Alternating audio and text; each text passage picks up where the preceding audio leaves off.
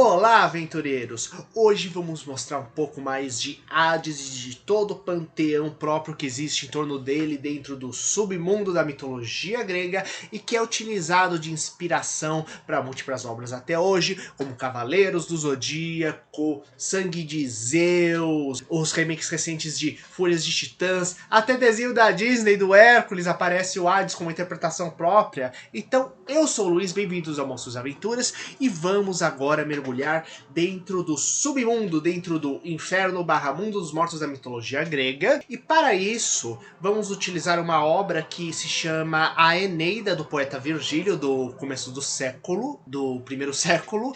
E era um poeta romano que o que ele fez? Ele criou uma estrutura própria mitológica, de forma que o povo romano descendente-se direto de um grande herói da mitologia grega e que unificasse isso diretamente com a Guerra de Troia, que é meio que a chave através do qual giram algumas das principais obras que norteiam a mitologia grega, que no caso eram a Ilíada e a Odisseia de Homero. Lembrando que a mitologia grega é extremamente vasta e que temos várias obras diferentes em diferentes períodos, com diferentes versões, e que cada local da Grécia Antiga era uma cidade-estado diferente. Então, cada local tinha suas próprias lendas, suas próprias histórias, suas próprias versões daquelas histórias. E aquilo que chega hoje para nós é um mega mescla disso tudo com mais diversas interpretações. E a Eneida de Virgílio é uma das principais bases ocidentais do qual vem muitas dessas interpretações atuais dos mitos gregos. Então vamos usar ela de base para a gente entender um pouco a salada atual que é usada de mitologia grega. Ele vai ser o nosso eixo condutor, ou através do qual a gente vai ver vários pequenos detalhes. E o que acontece é que na sexta parte temos justamente aquele que dá nome à saga, que é o guerreiro Enéas, que era da ilha de Troia e vai fundar o povo romano na história. Ele percorre o inferno junto com o pai dele e encontra grandes heróis da mitologia no meio desse processo e tem visões do futuro, daquilo que seria o Império Romano. Então, vambora! E nossa primeira anfitriã, no caso, vai ser justamente uma ninfa, mais precisamente um rio. O rio Estige, que separa o mundo dos vivos, o mundo dos mortos, e já aparece na mitologia grega como o local onde o guerreiro Ulisses ele foi mergulhado quando pequeno, e devido a se banhar nesse rio, que como ele faz a fronteira entre o mundo dos vivos e o mundo dos mortos, ele gera uma indestrutibilidade. Quem pega esse banho justamente na área fronteiriça cósmica do rio. Só que justamente a parte onde foi segurado para se banhar, que foi o calcanhar, foi justamente o único ponto vulnerável dele. E temos que lembrar uma coisa importante. Todos os rios na mitologia grega, eles são protegidos por ninfas, eles são divindades. Então, muitos deles, inclusive filhos do próprio deus Oceano, por motivos meio óbvios, né? Que justamente é o grande senhor das águas antes de pegar e vir o Poseidon, né? Então, temos justamente o rio Estige. E temos outros rios dos mundos dos mortos também que vão ser comentados, como afluentes do Estige, como o Cocyto, o Flagetonte, o Aqueronte. E o rio Flagetonte, que eu vou comentar um pouco mais com vocês depois, é simplesmente um rio de fogo infernal. Então, para vocês terem, considerando que cada rio é uma divindade diferente, um tipo de ninfa, deidade distinta, então a gente já tem pelo menos umas 5 divindades diferentes do mundo dos mortos, cada um com suas propriedades, como o rio Lete, que é o rio do qual os espíritos vão beber para esquecer o seu passado e assim poder reencarnar na Terra. E prosseguindo então nossa jornada, qual a próxima divindade que a gente encontra? A gente vai encontrar o Caronte, que é justamente o grande barqueiro que leva as pessoas de uma margem do rio para o outro, e que teoricamente um dos principais motivos pelo qual você precisa ter os ritos funerários dentro da Grécia Antiga, mesmo dentro de Roma, é para permitir que essas divindades peguem e façam travessia para você não virar uma alma penada vagando na Terra ou na beirada entre o mundo dos vivos e o mundo dos mortos. Justamente o Caronte, ele também é uma divindade e muitos colocam ele como filhos de Nyx, a deusa da noite. Inclusive a deusa da noite é acentuada várias vezes durante a Eneida, né? E o que acontece?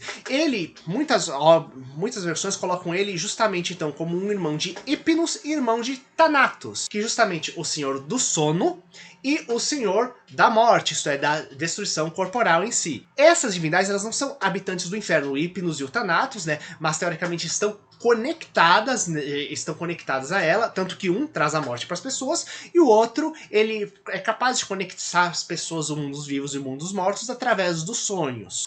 E quem faz justamente a transição completa por final da alma é justamente o Caronte e o Barqueiro, no qual você tem que pegar e dar algo para ele poder pegar e fazer a travessia para você. No caso de Enéas, existe um ramo dourado especial. Quando vocês ouvirem falar de ramo de ouro, é justamente envolvendo essa lenda, né? Justamente desse ramo dourado de uma árvore lendária que seria capaz de pegar e permitir que o barqueiro atravessasse pessoas vivas também através dos rios do inferno. Prosseguindo então, o próximo é, se o Caronte evita que vivos entrem no mundo dos mortos, o Cerberus, o cão guardião do inferno, impede que os mortos tentem fugir de lá. Afinal, temos muitos reis e grandes guerreiros lendários, conquistadores, que estão querendo pegar e cair fora de lá, e o Cerberus segurando a barra. E quem é o Cerberus? Por que pareça, ele pode ser considerado uma espécie de deus monstro ancestral, já que o pai e a mãe dele são justamente Tifon e Equidna,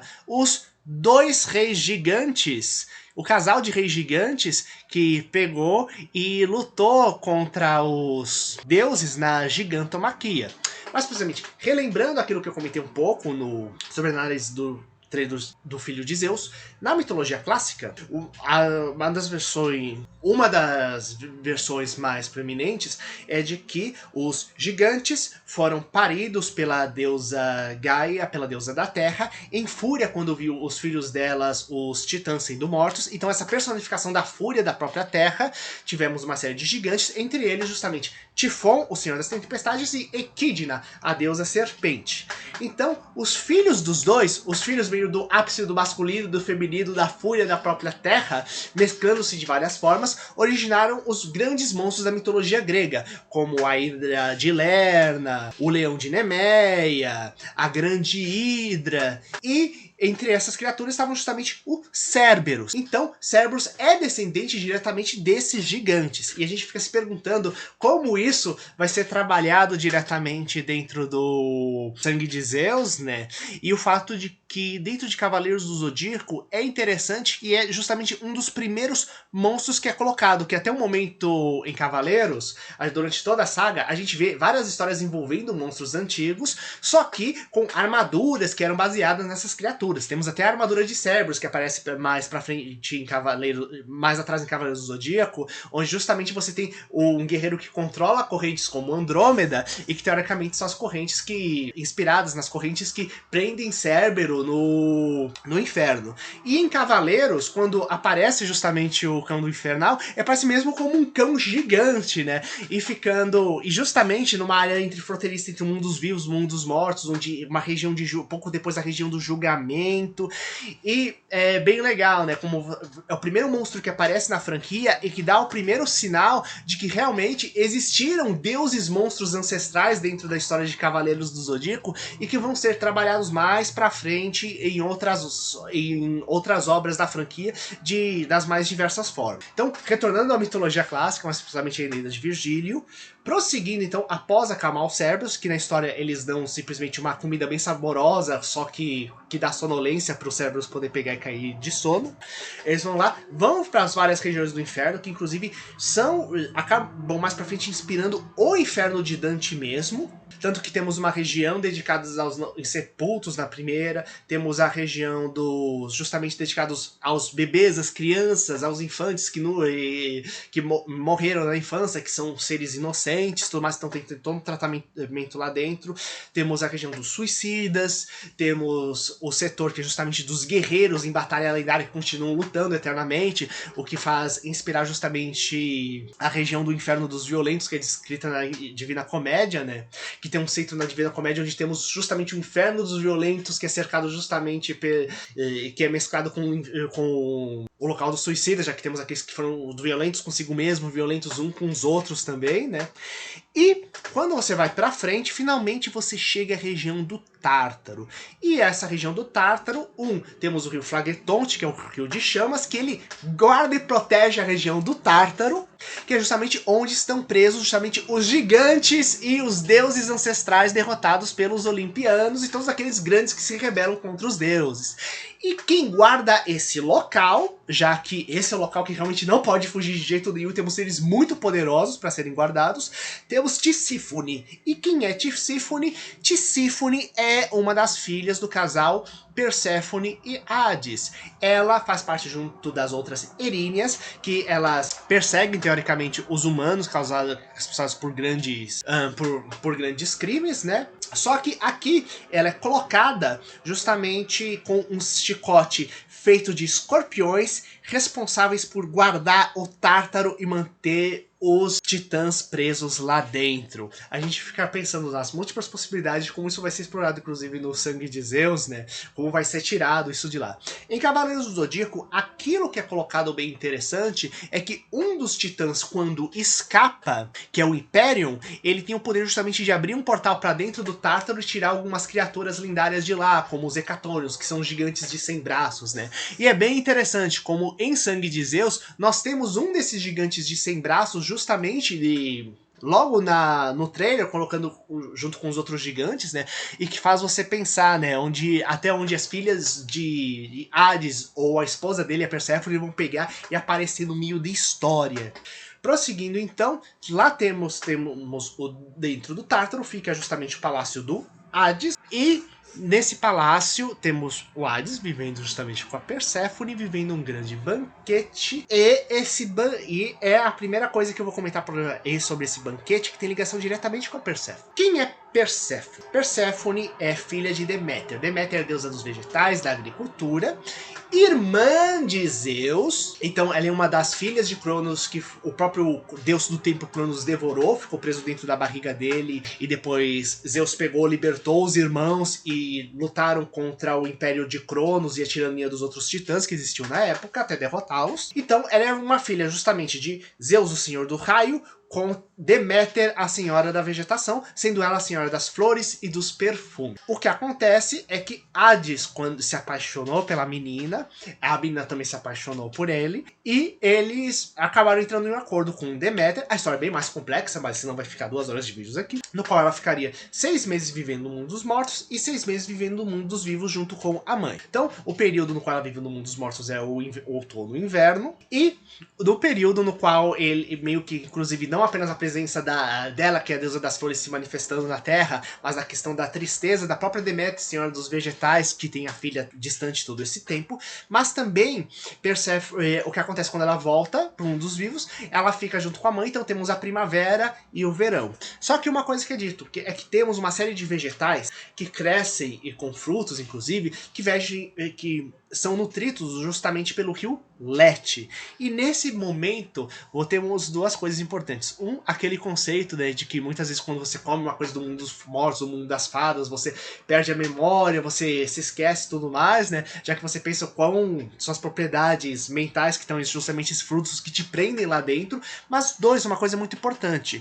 A mãe de Perséfone, Deméter. E essas flores são colocadas meio que ligadas, essa abundância ligada justamente a Perséfone. E o que acontece é que Deméter tem outras filhas, entre aspas, que são justamente as Dríades, que são as deusas das árvores e de vários outros vegetais. Então, teoricamente, muitas histórias da mitologia grega colocam, inclusive, como cada árvore meio que ligada, tendo uma dríade própria. Então podemos pensar que temos uma série de dríades no inferno que servem diretamente a Perséfone. E em Cavaleiros do Zodíaco é trabalhado um pouquinho essa questão de ninfas e dríades de 2 formas. Na saga de Hades, aparece um cavaleiro que chama Umud Papilon, que é um espectro, um dos grandes generais do Hades, e ele é colocado justamente como o senhor das fadas do inferno, que só aparece como forminhas de energia, flutuando, lembrando borboletas no meio da história. Então já temos uma primeira menção aí, e em segundo lugar, a partir daí você entende um pouco o que são justamente aquelas fadas que servem os deuses o Hades e o Hypnos e o Thanatos no Elísios, quando em Cavaleiros do Zodíaco, quando os Cavaleiros finalmente chegam lá no domínio dos Reino dos Mortos. Como estão mostrando aqui, isso é uma versão, tipo... Isso é uma versão própria, criada pelo Virgínio, tentando unificar a mitologia grega como um todo, ao mesmo tempo de dar uma origem grandiosa, épica, mitológica pro Império Romano, e que isso foi usado como base para várias outras histórias depois, ao longo dos séculos, dentro da Europa, depois, atualmente, no século XX, para filmes, teatro, games, God of War na veia, etc. E o Hades em si, quem ele é?